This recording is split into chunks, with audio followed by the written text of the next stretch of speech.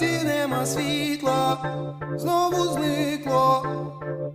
Весь день я проведу в кафе на районі, поки є гроші.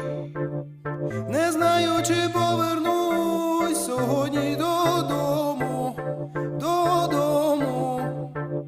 В сусіда в чаті знову питаю: світло є чи нема, світло є.